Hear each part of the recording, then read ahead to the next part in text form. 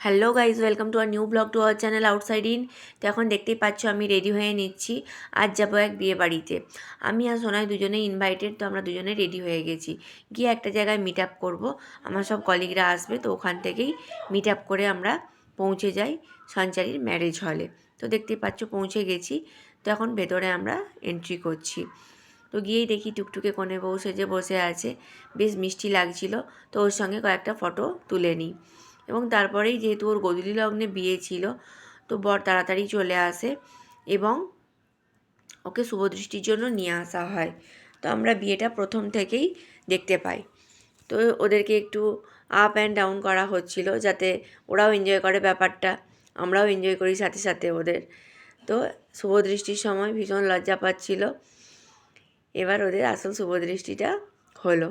খুব মিষ্টি লাগছিল দুজনকেই। ব্যাপারটা আমরাও ভীষণ এনজয় করি। তো তারপরেই শুভদৃষ্টি হয়ে যাবার পর আমরা চলে আসি স্টার্টার কাউন্টারে। ভেজ ননভেজ দুরকম আইটেমই ছিল, সঙ্গে ছিল কফি আর কোল্ড ড্রিঙ্কস। যে যেটা প্রেফার করি সে সেরকম খেয়ে নিই। এবং তারপরেই স্টার্ট হয়ে যায় আমাদের ফটো সেশন। সবাই বাকিরা, আমাদের বাকি দিদিরা, বোনেরা এবং কলিগরা সবাই জয়েন করে। তো তখন কিছুটা ভিডিও এবং ফটো সেশন করা হয়। তো যেহেতু এক এক করে সবাই আসছিল, তো সেহেতু আলাদা আলাদা করে বেশ অনেক ফটোই তোলা হয়। আর বাচ্চারাও ভীষণ এনজয় করছিল, কারণ সবার সাথে তো একসাথে দেখা হয় না, অনেক দিন পর পরই দেখা হয়। বিশেষ করে এরকম সোশ্যাল গ্যাদারিং হলে তবেই আমরা সবাই একসাথে মিট করতে পারি। কাজের সূত্রে কেউ হয়তো কোনো জায়গায় ট্রান্সফার হয়ে গেছে বা চলে গেছে, তো সেই জন্য সবার সাথে সবসময় মিট আপ হয় না। তো এরকম কিছু অনুষ্ঠানেই আমরা দেখা সাক্ষাৎ করি। তো সে সমস্ত ফটো সেশন হয়ে যাবার পর আর এক স্পেশাল গেস্টের সঙ্গে একটু ভিডিও বানিয়ে নিই। আর তখন এসে দেখি ওপরেও সঞ্চারীর হস্তবন্ধনী হচ্ছে। তো হস্তবন্ধনী হচ্ছে এবং তারপরেই স্টার্ট হয় খইচড়া দেওয়া। তো খইচড়াটা দেওয়া হচ্ছিল, তো সেটাও আমরা বেশ সুন্দর এনজয় করলাম আর একটু ভিডিও করে নিলাম। খুব মিষ্টি লাগছিল দুজনকে, আর জায়গাটা ওদের ভীষণ সুন্দর করে সাজিয়েছিল। তো ভীষণ ভালো লাগছিল দেখতে। এবার 7 পাকে বাঁধা হবে। তো 7 পাকে বাঁধাও হচ্ছিল যখন, তখন সবাই খুব উলুধ্বনি শঙ্খধ্বনি দিচ্ছিল আর সাথে ফুল ছুঁড়ছিল। আমার সোনাইও ফুল ছড়াতে পার্টিসিপেট করেছিল। ও ভীষণ খুশি হয়েছিল আর খুব এনজয় করছিল ব্যাপারটা।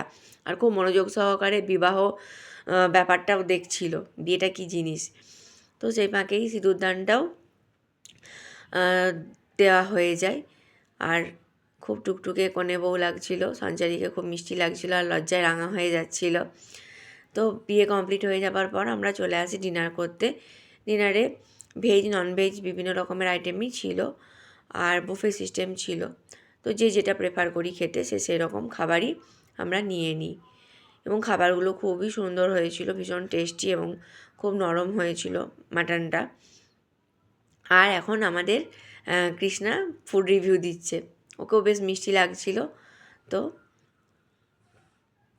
খাওয়া দাওয়া হয়ে যায়। খাওয়ার মাঝে বসে অনেক গল্পও হয়, অনেকের সাথে দেখা হয়, আরও নতুন নতুন মানুষদের সঙ্গে। তো খাওয়া দাওয়া করে নিই। খাওয়া দাওয়ার পর এবার চলে আসি আইসক্রিম কাউন্টারে। তো আইসক্রিম তো খেতেই হবে, তো আইসক্রিম আমরা খেয়ে নিই। আর তারপরে লাস্টে চলে যাই পানের স্টলে। তো পানটাও মিস করা যাবে না, পান খেতে ভালোই লাগে। তো সোনাইও পান নিয়ে নিল, আমরাও পান নিয়ে নিলাম।